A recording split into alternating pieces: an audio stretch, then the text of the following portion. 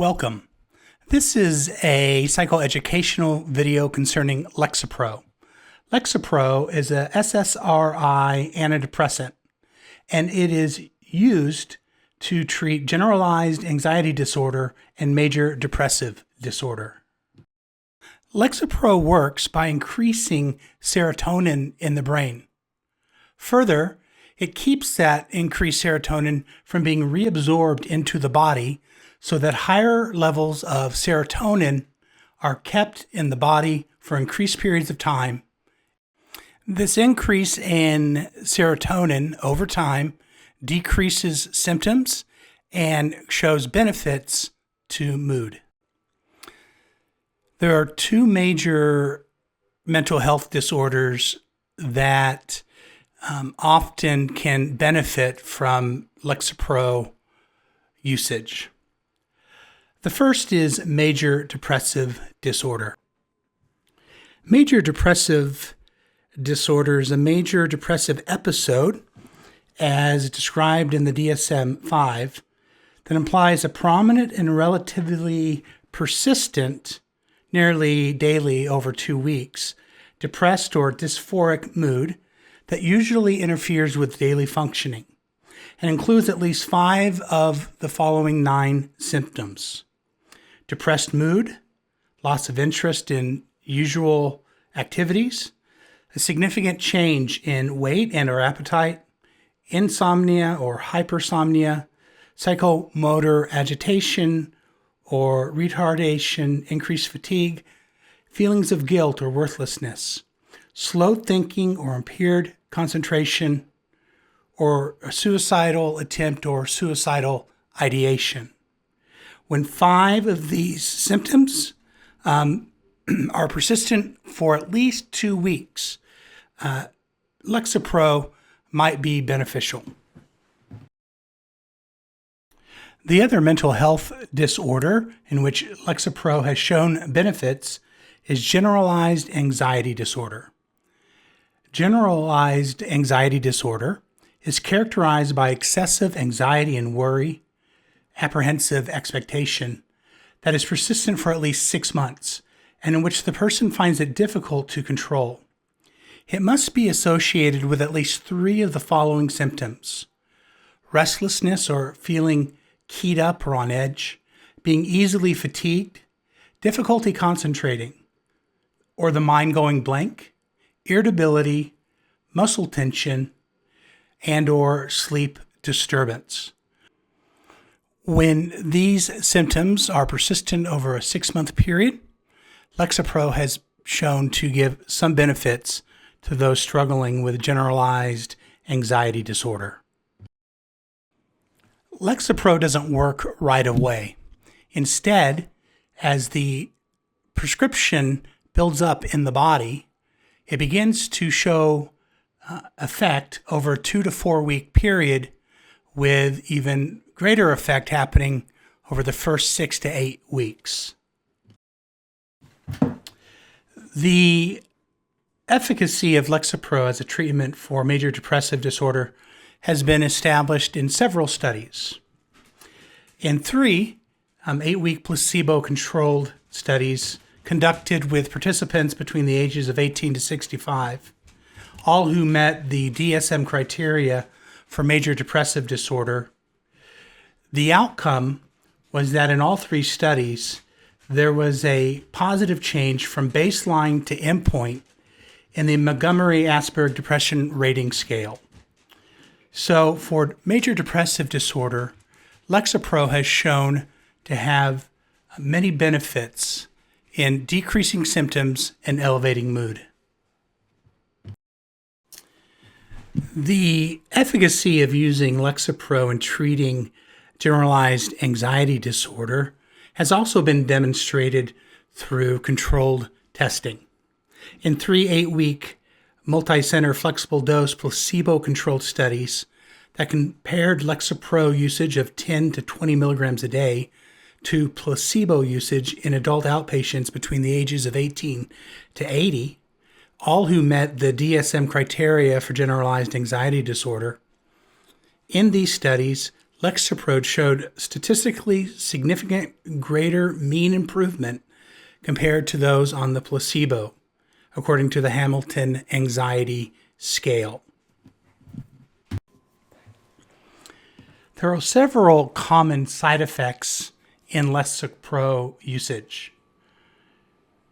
Some of the most common side effects are nausea, sexual dysfunction, insomnia, diarrhea, dry mouth, fatigue, flu-like symptoms, and dizziness.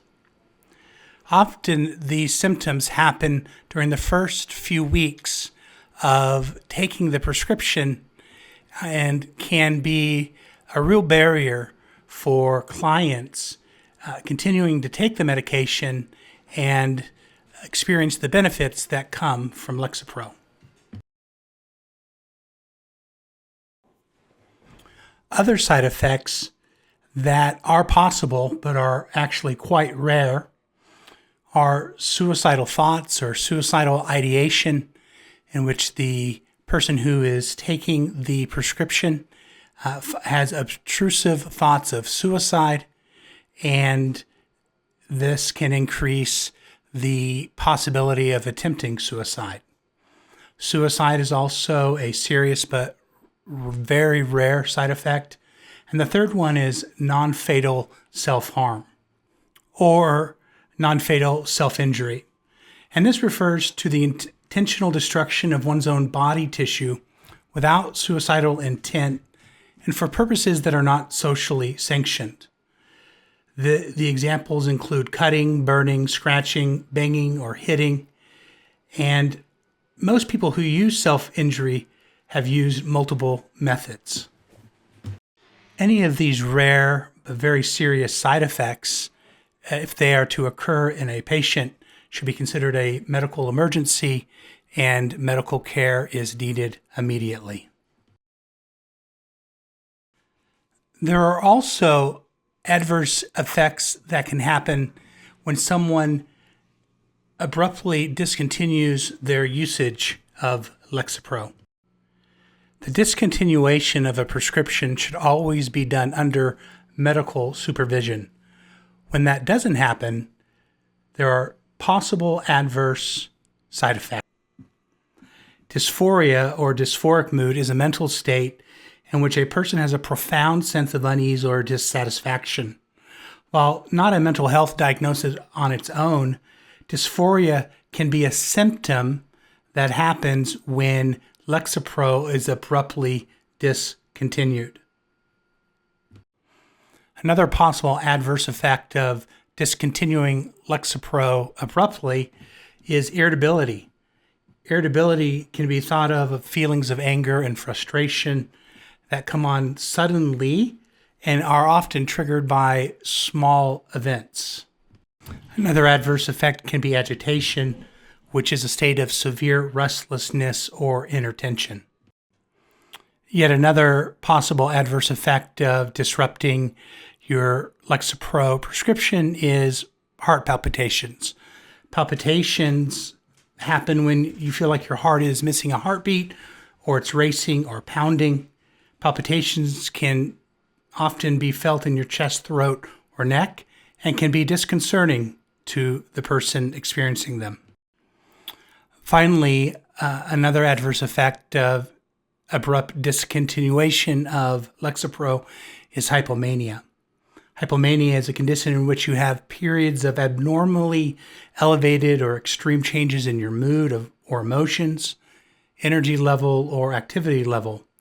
This energized level of energy or mood change in such a way that others around you notice and consider it something concerning. Considerations for long-term use of Lexapro.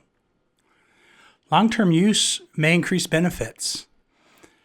Using Lexapro beyond 24 weeks and up to 1 year continues to elevate mood, decrease symptoms. So using Lexapro ongoing can have greater benefits to the patient or client. After 1 year, benefits no longer increase and they seem to level off. This is why the FDA, in their prescribing information, advises that physicians periodically reassess whether the medication is necessary. Clients' life changes, medical and physical changes can occur, and the medication might not be as effective as it was at the beginning. So it's very important that the client continues to assess whether the medication is what they should be taking with their doctor. There are cultural considerations that need to be considered for healthcare professionals serving racial and ethnic minority groups. First of all, racial and ethnic minorities experience stigma as a significant barrier to mental health. This has to do with the cognitive mechanisms that are stereotypes referring to a collectively agreed upon negative belief about individuals with mental illness. And this is reaffirmed by racist stereotypes that have been internalized by some racial ethnic minorities. Further, for reasons that are seemingly linked to historic racism and barriers caused by discrimination, there seems to be higher rates of mental health disorders among minority communities. So there is a barrier based upon stigma and then an increased healthcare crisis around mental health disorders. Finally, racial and ethnic minorities often experience healthcare insecurity because of economic barriers.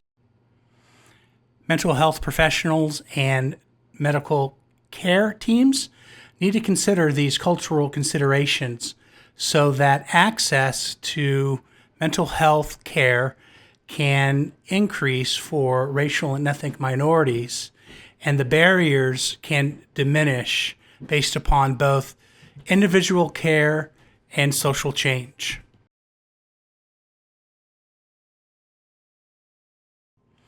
This concludes the psychoeducational video on Lexapro. Here are a few more resources that you can look at if you want to learn more.